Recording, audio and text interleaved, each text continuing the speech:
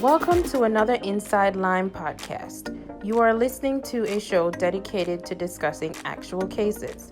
Dr. Daniel Cameron has been treating adolescents and adults for more than 30 years. He feels that the best way to get to know Lyme disease is through reviewed actual cases.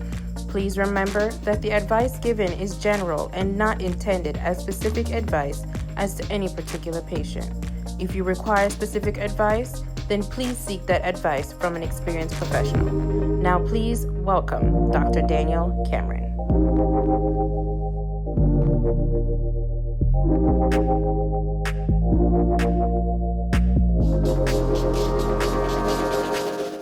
Hello and welcome to an Inside Lyme podcast, a show dedicated to discussing actual cases. I am Dr. Daniel Cameron. In this episode, I will be discussing 3 premature infants who contracted Babesia from their blood transfusion. Now, normally we see Babesia from a deer tick bite. In the same tick that we think about Lyme disease, Babesia gets transmitted to you through the bite of a tick. Babesia is a parasite that doxycycline or amoxicillin doesn't work for. And so when you get Babesia, you have to be aware that it can be a serious illness or someone might not be sick at all. And it's important because at some point, people who aren't sick may go on and be sick later. You can also get Babesia, as in this case, through a blood transfusion. And finally, you can get it through pregnancy.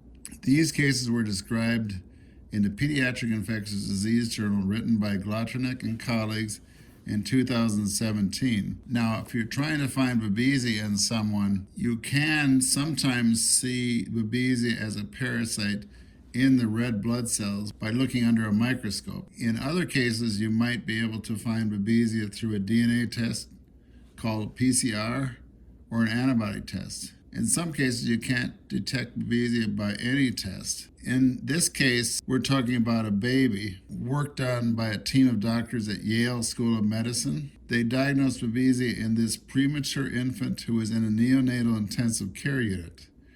The baby boy came in with several medical problems that are typical of a premature child, like respiratory distress syndrome, retinopathy of prematurity, which means the eye had some problems, thrombocytopenia, which is a low platelet count, and anemia. The boy was transfused with blood on his 2nd day and his 5th day of life. Nearly 3 weeks later, the parasite Babesia microti was identified in the child's red cells under the microscope. It must have been a surprise to the family to find out that their premature infant was infected with a parasite that you typically acquire from a tick bite. This infection was obviously not from a tick bite for a premature infant who has yet to leave the hospital. The doctors suspected that Babesia infection was from a blood transfusion. So the researchers tracked the blood transfusion to a 24-year-old man in Connecticut. The donor was not aware that he was infected with Babesia microti. The blood bank had a screening process, but the screening process did not detect the young man was infected with the parasite. The donor subsequently tested positive for Babesia by PCR and antibodies. Now, there were 3 other premature children in the same neonatal intensive care unit that received blood from the same donor, because they often split the blood several ways when you're that small. 2 of these premature infants developed Babesia. So now we have 3 premature children with Babesia. All 3 of these babies were treated for 14 days with a combination of azithromycin and atovaquone. This combination is sold under the name Zithromax and Mepron in the USA. Now, one of these 3 mature children relapsed.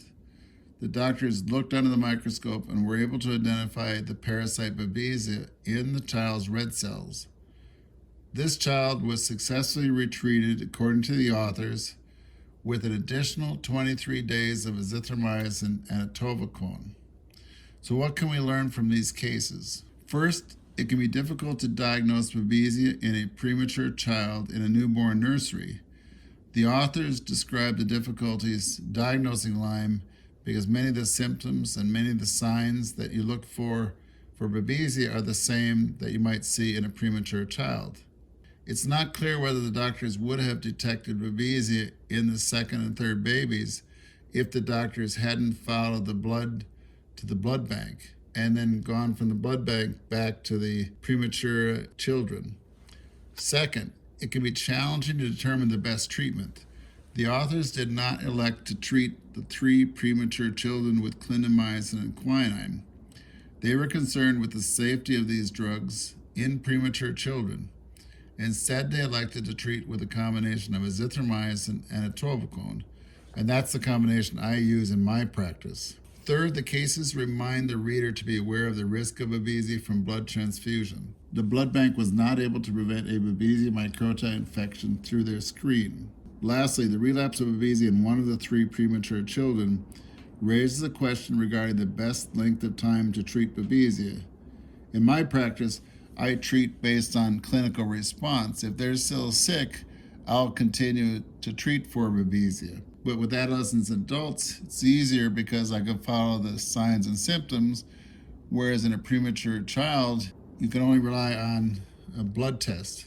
In my practice, each individual requires a careful assessment. That's why I order tests for other illnesses, including anemia, liver and kidney function, thyroid disease, lupus, rheumatoid arthritis, and other tests as clinically indicated. And I also order Tick-Borne panels if I need to. I arrange consultations such as neurologists, rheumatologists, and ophthalmologists. Many patients are complicated. As highlighted in this Inside Lyme podcast series, the tests are not all that reliable. A single course of antibiotics can fail, which failed in one of these 3 kids. I've had to individualize therapy for these patients. We need more doctors with skills diagnosing and treating Babesia. We could use a reliable test to determine who has Babesia and who has resolved their infection. We need a way to protect the blood supply from Babesia microti. And finally, we hope that if a professional sees a newborn child with Babesia, that they can use these cases to remind them to look for Babesia and treat accordingly. And lastly, we need to give doctors the freedom to treat these complicated cases without undue interference by colleagues, insurance companies, medical society, and medical boards. Thank you for listening to another Inside Lyme podcast, a show dedicated to discussing actual cases. Keep in mind, the notes for this episode and all episodes can be found on our website at danielcameronmd.com. Sign up for our newsletter to keep up with our cases. As always, it is your likes, comments, and shares that help spread the word about this podcast and our work. If you can, please leave a review on iTunes or wherever else you get your podcasts. Until next time on Inside Lyme.